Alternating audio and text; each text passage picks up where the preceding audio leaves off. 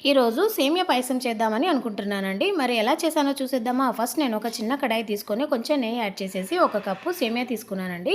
సేమియా ఈ విధంగా ఫ్రై చేసుకొని ఒక బౌల్‌లో పక్కన పెట్టేసిన తర్వాత అదే కడాయిలో కొంచెం నెయ్యి యాడ్ చేసేసి బాదం పప్పు, జీడిపప్పు, కిస్మిస్‌లు కూడా యాడ్ చేసేసి ఫ్రై చేసుకోవాలండి. తీసి పక్కన పెట్టేసిన తర్వాత ఒక బౌల్ తీసుకొని బౌల్‌లో ఒక గ్లాస్ ఆఫ్ వాటర్ పోసేయండి. వాటర్ హీట్ అయిపోతుంది కదా! అదే గ్లాస్‌తో 1.5 గ్లాస్ పాలు పోసేయండి.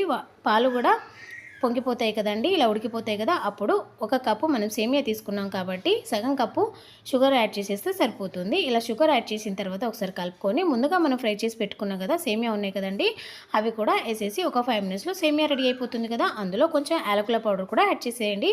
ఇలా యాడ్ చేసేస్తే సరిపోతుంది. సేమియా పాయసం రెడీ అయిపోయింది కదా! ఇప్పుడు ముందుగా మనం ఫ్రై చేసి పెట్టుకున్నాం కదా బాదం పప్పు, జీడిపప్పు, అవి కూడా యాడ్ చేసేస్తే బాగుంటుంది. ఎంతో టేస్ట్‌కరమైన సేమియా పాయసం రెడీ అయిపోయిందండి. నేనైతే ఈ విధంగా చేస్తాను. మరి మీరు ఎలా చేస్తారని కామెంట్ చేయండి. వీడియో నచ్చితే